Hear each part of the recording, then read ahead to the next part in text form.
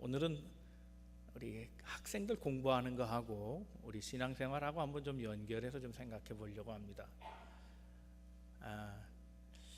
공부를 늘 1등만 하는 학생은 잘 모르겠어요. 제가 늘 1등만 한 사람이 아니라서. 그런데 학창 시절에 제일 신바람 나는 학창 생활을 하는 사람은 누구인가 하면 성적이 막 오르는 학생입니다. 개인의 신앙생활도 그래요. 신앙생활의 정점, 우리는 그걸 성인이라고 말한다면 성화된 사람, 세인트겠죠? 주님 같은 사람입니다. 그 사람이 행복할까? 그거는 조금 다른 문제인 것 같아요.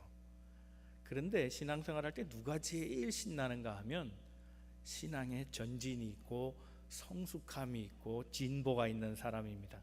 매일매일 은혜를 조금씩 더 알아가는 사람, 매일 깨달음이 더해가고, 그래서 삶에서 그리스도의 향기가 물씬 풍겨나오는, 발전하는 사람이 제일 행복한 사람입니다. 교회도 마찬가지입니다. 교회가 1000명이 되고 10,000명이 돼서 행복한 게 아니라 50명 교인이어도 매일 1명씩, 5명씩, 10명씩 교회가 성장할 때 그때 교회가 제일 재밌습니다. 자, 오늘 우리 신앙생활이 지금 신바람에 차 있습니까? 만약 그렇지 않다면 우리는 이미 정점에 다다라 있거나 아니면 그 반대입니다. 침체되고 자라나지 못하고, 그래서 답보 상태여서 인생이 재미없는 겁니다. 공부를 못하면 재미없습니다. 학창시절 12년을 공부하고 지나가야 되는데 공부를 못하고 성적이 올라가지 않으면 이 12년은 신바람이 나지 않고 죽을 맛입니다. 공부를 못하는 학생들의 특징이 몇 가지 있답니다. 다음날 시험인데 공부를 잘하는 아이는 공부를 하고자 합니다. 그런데 공부를 못하는 학생은 꼭 잠을 먼저 자고 공부한다 그러다가 아침에 일어나는 거죠. 그래서 성적이 안 올라가게, 다음날 되면 막 시험 때 스트레스예요. 화가 나고 막 그렇죠. 죽을 맛이에요. 공부를 못하는 학생일수록 계획표를 잘 짜놓는답니다. 그것도 초 단위로 막 다 쪼개가지고요, 고치기도 왜 이렇게 잘 고치는지 다 이유가 있어요. 그러면 못 해온 것도 다 그냥 이렇게 포장을 해서 또 다음 계획을 잘 잡아 놓습니다. 실천 못해도 상관없어요. 그냥 그 시간 계획표만 보면 마음이 뿌듯해요. 공부를 못하는 학생의 특징이 또 있답니다. 꼭 공부만 하려고 하면 청소할 게 보여요. 딴 때는 안 보이는데 공부만 하면 그저 각이 안 맞으면 공부를 못해. 그래서 책도 각 맞춰 놓고 책꽂이도 삐뚤어진 게 있나 없나 다시 꽂아 놓고 정리하다가 시간 다 가고 집중이 안 돼요. 꼭 공부 못하는 사람 특징 그거예요. 아주 나쁜 게 있습니다. 그게 뭐냐면 나는 공부를 안 할 뿐이지 머리가 나쁜 것이 아니다라고 확신하고 있는 거예요. 그게 제일 문제예요. 심지어는 나는 공부는 못해도 내 인간성은 짱이라고 생각하고 만족하고 살아가는 사람. 행복은 성적순이 아니에요 라고 말하는 사람. 그 말은요, 공부 잘하는 애가 해야 되는 거예요. 공부 잘하는 아이가 행복은 성적순이 아니에요, 그럴 때 제대로 된 겁니다. 공부 못하는 아이의 변명이 되면 안 되는 거겠죠. 신앙생활이 꼭 공부와 똑같습니다. 내일로 다 미루는 일들이 많아요. 기도생활, 말씀생활, 전도생활, 이웃을 위해 봉사하고, 그런 일들을 자꾸 다 다음으로 밀어놔요. 설령 그것을 하지 않아도요, 나는 그래도 괜찮은 신앙인이라고 생각하는 그런 착각이 우리 안에 있습니다. 나는 안 해서 그런 거지, 하면 제대로 하는 사람이야, 스스로 그렇게 위로하고요. 그래요. 계획 가운데는 다 있어요. 그런데 계획으로만 만족하고 실천이 없는 삶. 그래서 신앙생활이 늘 답보고 제자리인 거예요. 그렇다면 신앙생활 재미없어요. 신앙생활의 재미는 하나씩 둘씩 신앙생활 통해서 삶의 진보가 이루어지고 내 자아뿐만 아니라 하나님의 뜻이 점점 나를 통해서 나타나게 될 때, 그때 신앙생활은 재밌어지는 겁니다.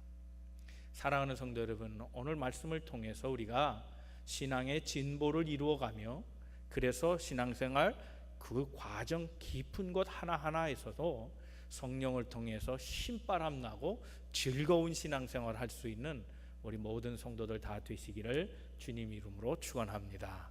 우리 옆에 분 서로 권면하시고 말씀 듣겠습니다. 하나님은 오늘도 당신을 향한 계획을 가지고 계십니다. 자, 우리가 어디에서 점수를 올려야 되는가? 첫 번째는 그걸 생각하려고 합니다. 우리가 점수가 약한 부분이 있어요. 인생은 참 미련한 것이 꼭 넘어진 자리에 또 넘어진다는 거예요. 이상하죠? 넘어진 곳에 또 넘어져요. 시험 든 곳에 또 시험 들어요. 우리가 당하는 시험이 뭡니까? 어떤 사람에게는 돈이 문제일 수 있어요. 돈 시험이 오는 사람은 그걸 넘겨도요, 다음에 또 돈 시험이 오면 또 쩔쩔매요. 돈 시험에 걸리는 사람은 계속 인생이 죽을 때까지 돈 시험에 계속 걸려요. 그래서 그 돈 시험 때문에 전체 성적이 안 올라요. 어떤 사람에게는 이게 애정 문제일 수 있어요. 여성에 대한 문제 또는 남성에 대한 문제예요. 그 문제에 걸린 사람은 이상하게 평생토록 그것이 그림자가 돼서 계속 문제를 발생시켜 가요. 어떤 사람은 권력에 걸릴 수가 있어요. 어떤 사람은 명예에 걸릴 수가 있습니다. 신앙의 많은 위인들도 다 그 문제에 걸렸어요. 여러분, 그 문제를 돌파하지 않으면 결코 성적이 안 올라요. 영철이라는 학생이 있었답니다. 근데 영철이가 생물 시험을 보게 됐는데, 시험을 이렇게 치르다가 황당한 문제를 발견하고 선생님한테 가서 항의를 해요. 따졌어요. 시험 문제는 이런 거예요. 새의 발 모양을 이렇게 그려놓고 이 새의 이름을 맞추시오. 아니, 이게 뭐야? 발 모양을 갖고 새 이름을 맞춰? 문제가 황당한 것 같아서 선생님 앞에 가서 따졌대요.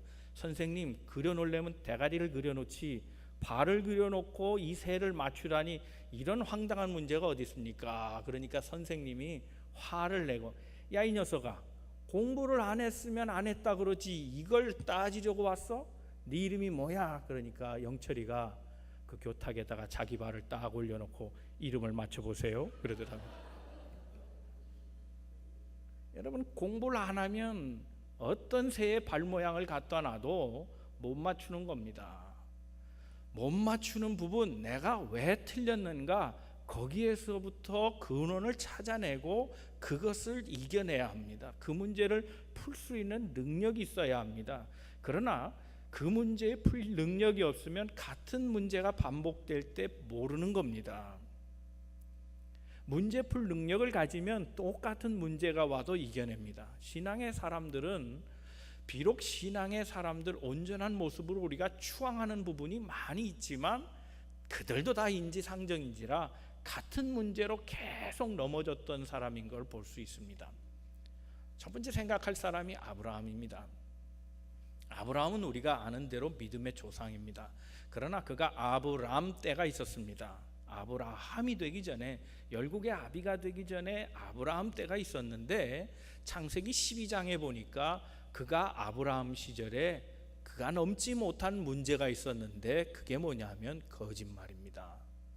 거짓말, 사람 속이는 것을 극복하지 못한 육성을 가진 인간이었습니다. 그가 살고 있는 땅이 흉년이 듭니다. 가뭄이 찾아왔습니다. 먹거리가 떨어집니다. 가족은 살아야겠으니까 아내를 데리고 이집트로 들어갑니다. 이집트로 들어갔는데 문제는 자기보다 아내입니다. 아내가 이뻤습니다. 아내는 사라였는데 그 당시의 이름은 사레였습니다. 사레가 너무 이쁘니 자칫 잘못하면 내가 먹을 것 구걸하다가 아내를 혹시 뺏길까봐 염려된 겁니다. 그건 결국 내 문제입니다.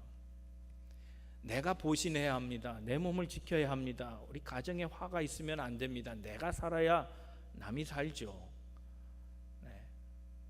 내가 아생, 그 후에 살 타죠. 남을 죽여라. 나를 먼저 사는 거예요. 그러니까 나가 사는 것이 중요하니까 나 살고 남 죽이는 걸 한 겁니다. 아내를 누이라 속였습니다. 아내라 그러면 나를 죽일 테니까, 누이라 그러면 흥정거리잖아요. 니고시에이션이 되는 겁니다. 그러니까 아내를 누이라 말했습니다. 아닌 게 아니라 우려가 현실이 됩니다. 이집트의 왕 바로가 그 아내를 접수합니다. 지인들이 이쁜 여자가 이방에서 왔습니다. 이 여자를 결혼하시고 그리고 그 사람과 함께 있는 가족을 도와주시면 좋겠습니다. 누가 그렇게 얘기한 겁니다. 그래? 그럼 좋다. 그리고 그 아브라함의 아내를 얻게 됩니다. 일이 이렇게 넘어가는 줄 알았습니다. 그런데 하나님이 밤에 바로에게 나타나십니다. 아주 엄하게 꾸짖습니다. 너 누구랑 잔 줄 아냐? 그가 아브라함의 누이가 아니라 그의 아내다. 하나님이 진노하셨습니다. 애굽에 재앙이 내립니다. 이 일이 바로에게 찔림이 되어서 아브라함에게 얘기합니다. 왜 얘기 안 했어? 창세기 12장 19절의 말씀입니다. 내가 어찌 그를 누이라 하여 내가 그를 데려다가 아내를 삼게 하였느냐? 내 아내가 여기 있으니 이제 데려가라.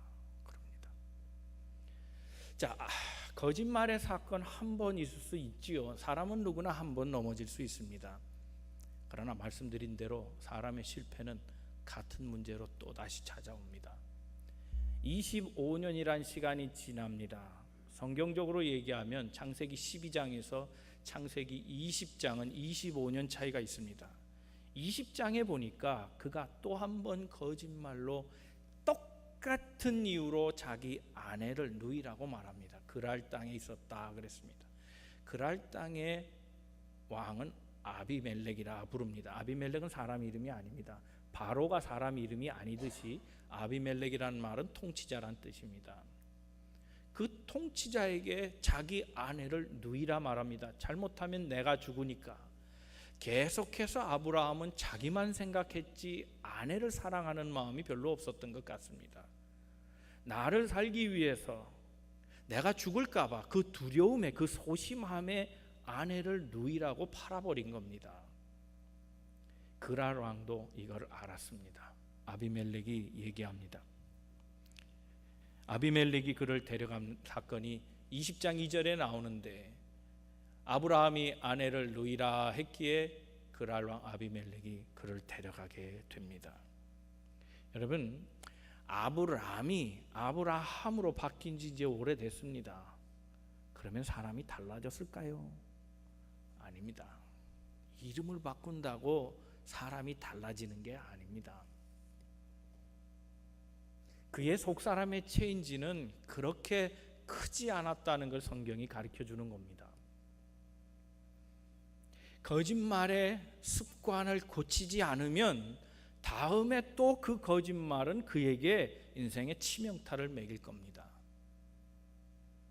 여러분, 이 문제가 그에게 끝났다면 좋은데 아브라함의 거짓말은 아들에게도 전이 됩니다.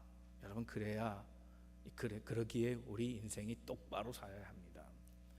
우리가 해결하지 못한 그 거짓된 습관들은 우리 자식에게도 그대로 대물림 될 수 있다는 사실을 알아야 합니다. 이삭이 그랬습니다.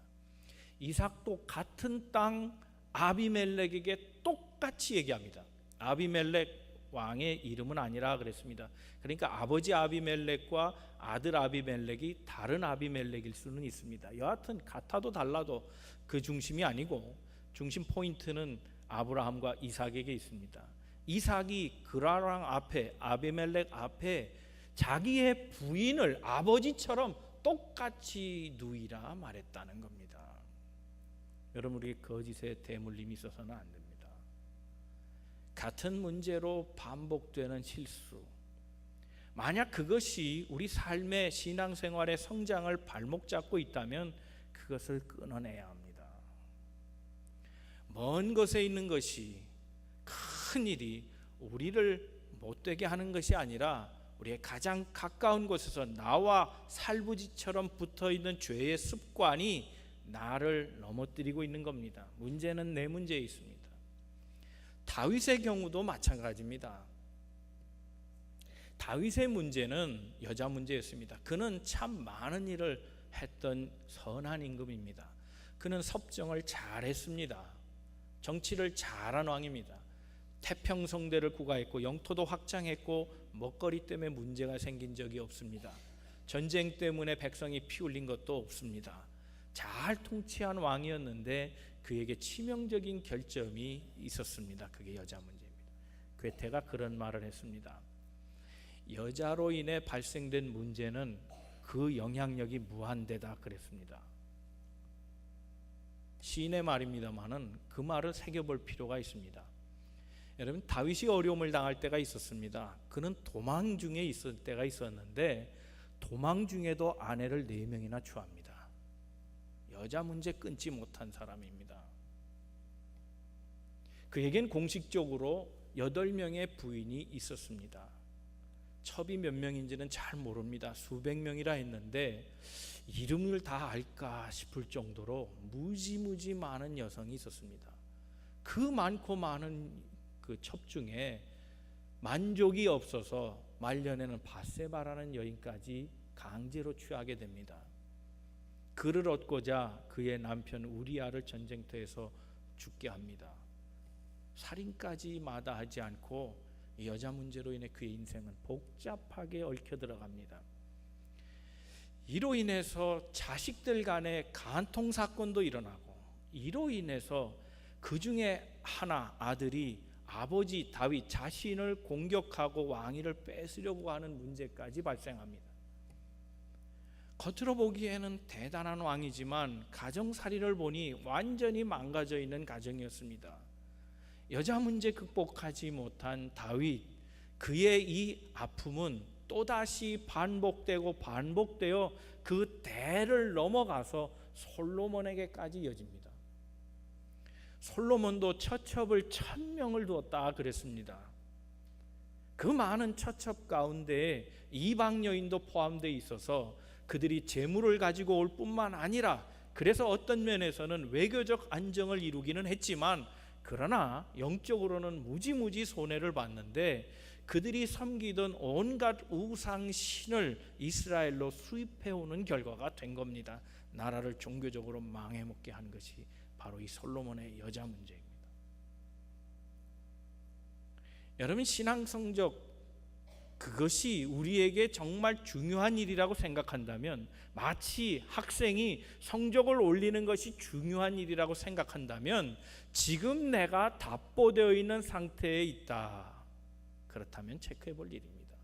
지금 나를 발목 잡고 있는 문제가 무엇이며 내가 지금 또다시 걸려 있는 문제가 무엇인가, 거기에서 진지하게 한번 고민하지 않으면 우리의 신앙생활은 성장할 수 없습니다. 여러분, 공부해서 캐내고 답을 알아내지 못하면, 그 문제 푸는 파워를 갖지 못하면 똑같은 문제가 다음 시험에 나와도 안 됩니다. 그래서 늘 성적이 똑같은 겁니다.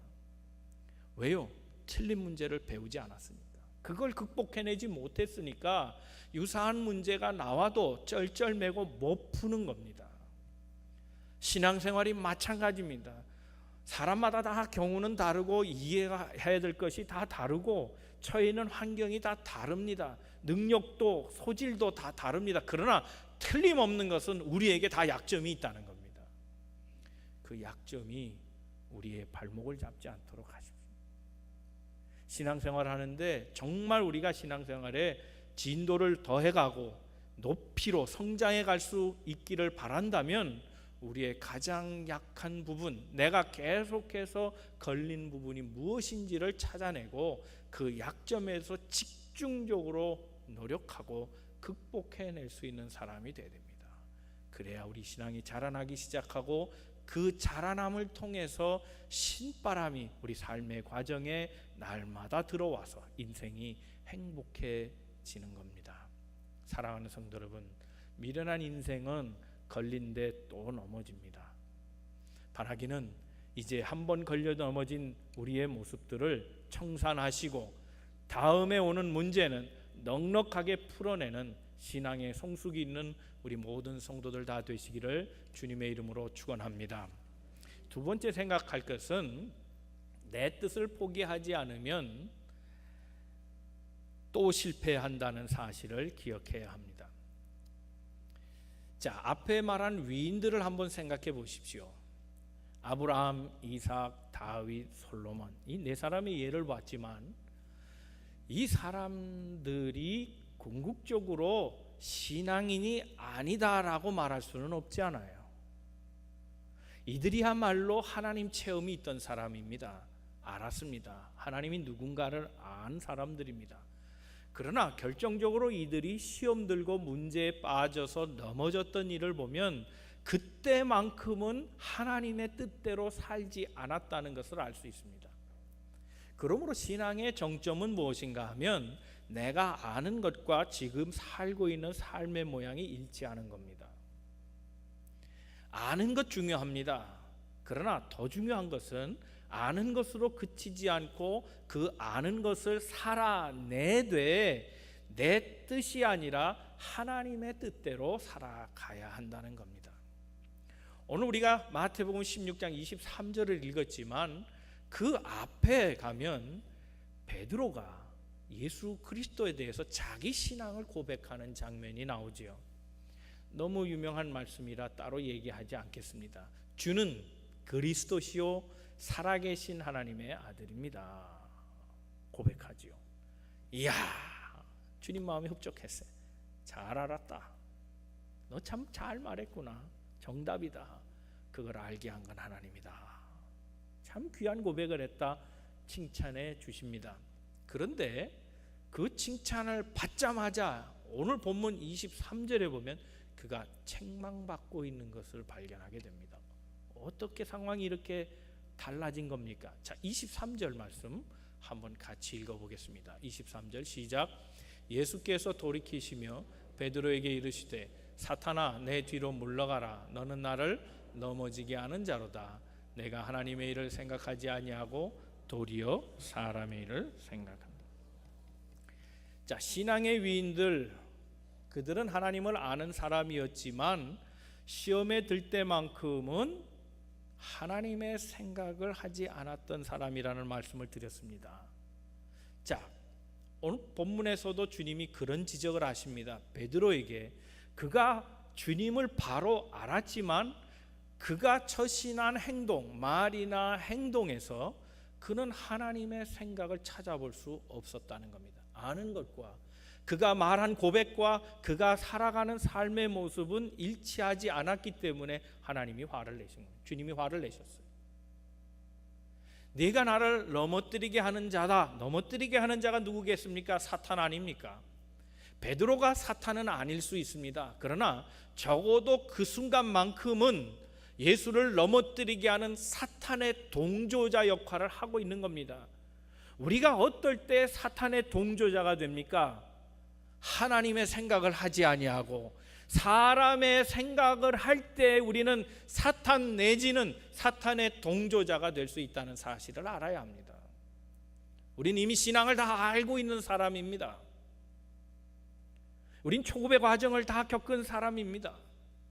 그리스도가 누구인지, 신앙생활은 어떻게 하는 것인지, 말씀은 무엇이며 기도 생활은 무엇이고 우리는 전도해야 되는 사람인 걸 다 알매도 불구하고 삶에서 그것을 살아내지 아니하고 사람의 생각에만 빠져서 사람의 일로 살아가면 우리는 곧 사단의 동조자가 될 수 있다는 겁니다.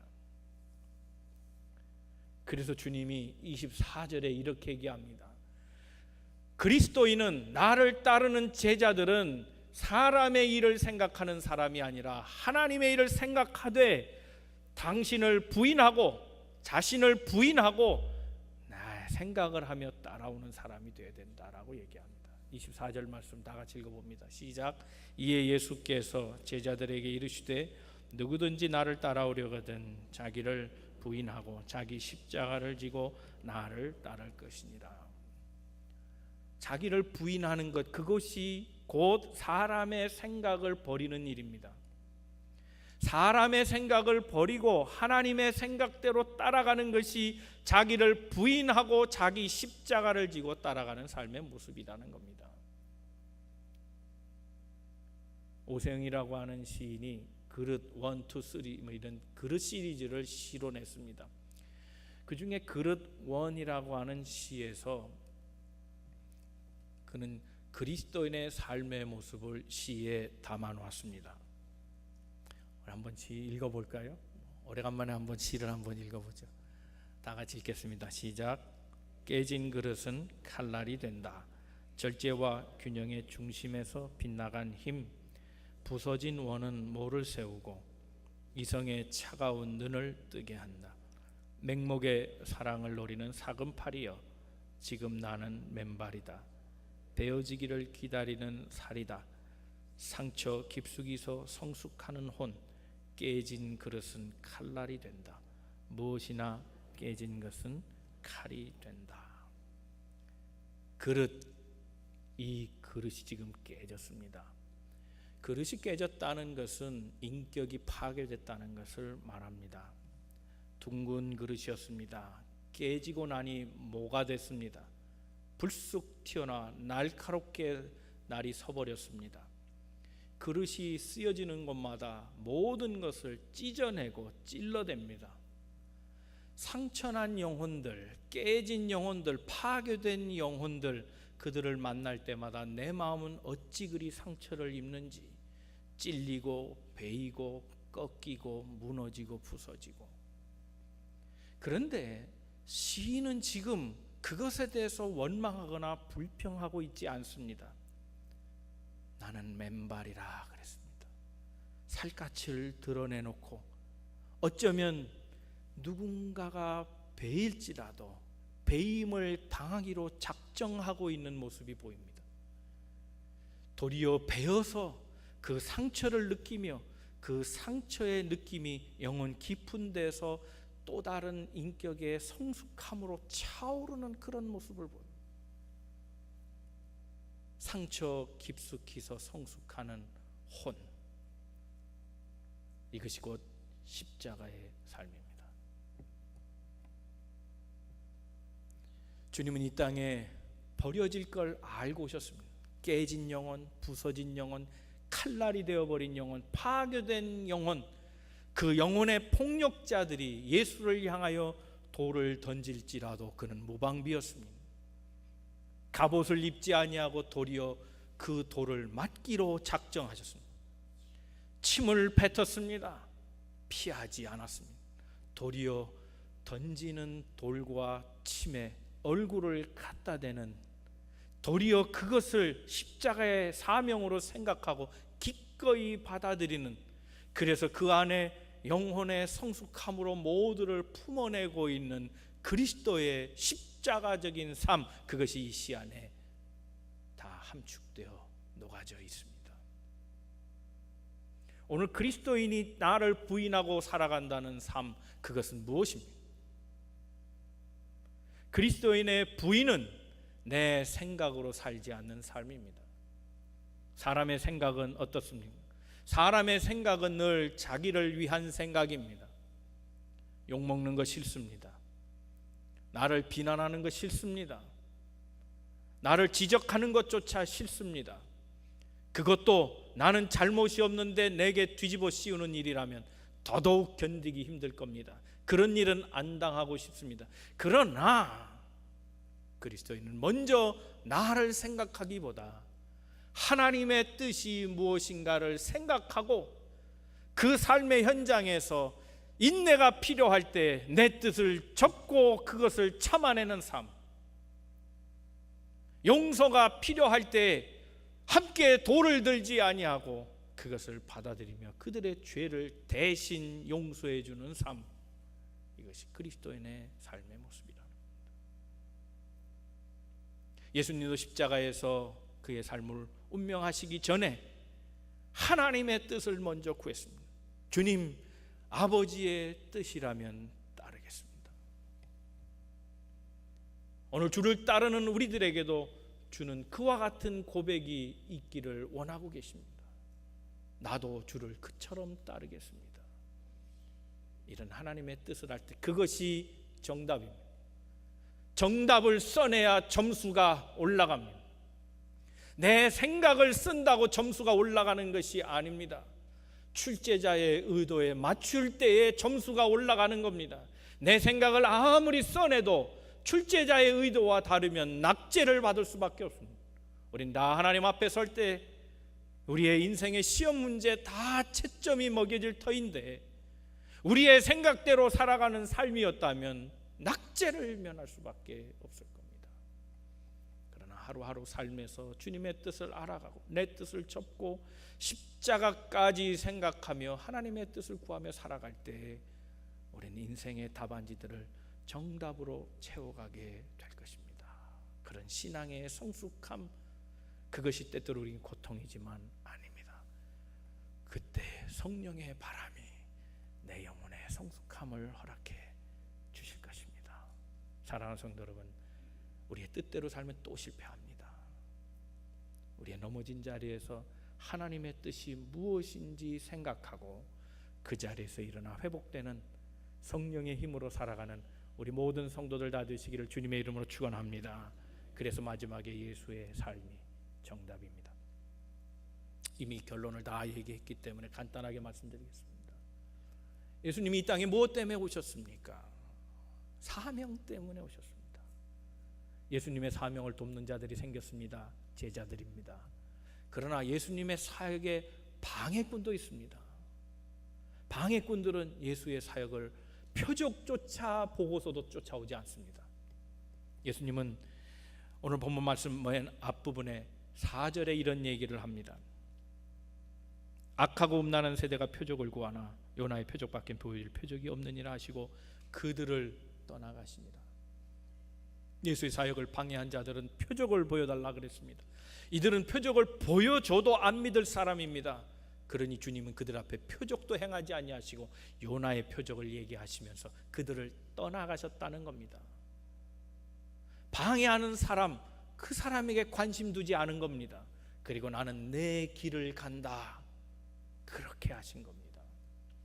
방해하는 사람의 특징이 있습니다. 자기도 못 가고 남도 못 가게 하는 겁니다. 그래서 주님은 이들을 누룩이라 그러셨어요. 누룩을 조심하라. 누룩은 전체에 부풀어져 다 못쓰게 만들어 버립니다.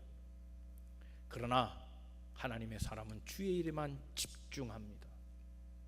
방해하는 것을 있다 할지라도 생각하지 아니하고 하나님의 일에만 생각합니다. 주님은 이 땅에 하나님의 사역을 위해 오셨습니다. 그 사역이 무엇입니까? 인류의 죄를 대신하는 것. 잃어버린 영혼을 찾으시기에 오셨습니다. 죽어가는 영혼을 살리기 위해 오셨습니다. 방황하는 영혼들을 인도해 주기 위해 이 땅에 오셨습니다. 나는 그 일을 하련다. 주님은 그 사역에 조금 더 흐트러짐이 없이 집중하고 가셨다는 겁니다. 사랑하는 성도 여러분은 이미 광야에서 만나를 체험한 성도 아닙니까? 예수님은 이 광야 체험을 가지고 오병이의 기적을 얘기하셨고 4,000명을 먹이는 기적을 얘기하셨습니다. 그러나 주님은 떡으로만 삶을 살 것이 아니라 하나님 입에서 나오는 모든 말씀으로 살라고 우리 인생을 가르칩니다. 우리는 떡의 의미를 압니다. 영원한 생명은 주님께 있음을 압니다. 여러분, 인생의 떡 걱정을 하지 마십시오. 우리의 관심을 뺏는 것, 사역에 집중하지 못하는 모든 먹거리에 관심을 갖지 마십시오. 필수적으로 필요한 것이긴 하지만 그것을 모르시기에 사역에 집중하라 하시는 것이 아닙니다. 주님은 다 알고 계십니다. 그러나 사역에 집중하면 그 모든 것들은 더하실 것이라고 말씀하셨습니다. 우리 주님은 풍성함의 근원이시기에 필요한 것 모든 것 채워주시는 하나님이십니다. 빌립보서 4장 19절 말씀을 한번 다 같이 읽어봅니다. 시작. 나의 하나님이 그리스도 예수 안에서 영광 가운데 그 풍성한 대로 너희 채우시리라. 아멘. 사랑하는 성도 여러분, 우리 인생은 염려하고 살 것이 아니라 맡기고 살 것입니다. 여러분, 5만 번의 기도 응답을 했다고 하는 조지 뮬러의 삶을 아시죠? 그는 고아의 아버지였습니다. 그런데 그의 통장에는 잔고가 없습니다. 그에게 고아를 맡는 일은 짐이었습니다. 오늘은 또 아이들을 어떻게 먹이고 살까? 그러나 그의 삶은 기도하는 삶이었습니다. 그 짐을 주님께 맡기고 살았습니다. 하나님이 고아를 하루도 굶기지 않으셨습니다. 후에 조지 뮬러는 그런 말을 합니다. 인생 누구나 다 큰 짐이 있지만 그 짐을 하나님께 맡기면 하나님이 다 그 짐을 져주신다. 그러나 기도하지 않으면 인생의 모든 짐은 자신이 질 수밖에 없다 그랬습니다. 우리 인생의 모든 문제들은 염려한다고 해결되는 것이 아닙니다. 맡길 때 해결되는 겁니다. 사랑하는 성도 여러분, 이제 말씀을 정리합니다. 우리 신앙생활은 성장할 때 기쁨이 있는 겁니다. 조금씩 자라나고 은혜를 알아갈 때, 내 삶의 진보, 영적인 진보가 조금씩 일어날 때 바로 그때 인생이 기쁜 겁니다. 혹 내 신앙이 지금 답보되어 있다면, 신앙이 자라나지 않고 정지되어 있다면 내 인생의 발목을 잡고 있는 문제가 무엇인지, 내가 걸려있는 문제가 무엇인지, 또 걸린 문제가 무엇인지를 잘 생각하고 그것에서 이겨내기를 바랍니다. 인생에 문제가 없기를 기도하지 마십시오. 그것은 어리석은 기도입니다. 그러나 문제를 풀 수 있도록 힘을 달라고 기도하십시오. 그것이 옳은 일입니다. 똑같은 문제가 찾아와도 문제 풀 능력이 없으면 그저 이전 그대로지만, 그러나 문제를 풀 수 있는 능력이 있다면 어떤 문제가 닥쳐온다 할지라도 반드시 풀어낼 수 있을 줄로 믿습니다. 인생의 실패는 내 생각대로 살기 때문입니다. 우리가 그리스도를 몰라서가 아닙니다. 하나님에 대한 믿음이 없어서가 아닙니다. 그 믿은 대로, 그 아는 대로 실천하고 살지 않았기 때문입니다. 알아도 내 뜻대로 그것을 이용했기 때문에 문제가 있는 겁니다. 하나님의 뜻에 맞추고 살아가십시오. 하나님의 뜻은 나를 부인하고 주를 따르는 삶에 있습니다. 그 삶의 답을 보여주신 분이 주님이십니다. 주님은 세상에 번잡하고 많은 문제가 있고 그에게 방해꾼이 있었지만 주의 사역에만 집중했습니다. 우리가 해야 될 사역이 뭡니까? 우리가 맡은 영적인 사명이 무엇입니까? 영혼을 구원하고 제자를 만드는 일입니다. 우리 교회가 해야 될 사명이 뭡니까? 바로 이것입니다. 사랑하는 성도 여러분, 내 신앙은 지금 몇 점이며 우리 교회의 신앙은 지금 몇 점입니까? 우리 모두가 신앙의 성적이 이전보다 점점 높아지기를 바랍니다. 우리 신앙의 성장, 우리 교회의 회복은 본질로 돌아가는 데 있습니다. 주의 사역에 집중하여 주님처럼 영혼을 구원하고 제자를 만드는 사역하면 하나님이 우리의 삶을 인정해 주셔서 우리 삶의 모든 시험 그 답안지에 동그라미 표시 만점을 주실 때가 올 줄로 믿습니다. 신앙의 진보 이루셔서 날마다 주와 함께 신바람 나는 신앙생활하는 우리 모든 성도들 다 되시기를 주님의 이름으로 축원합니다.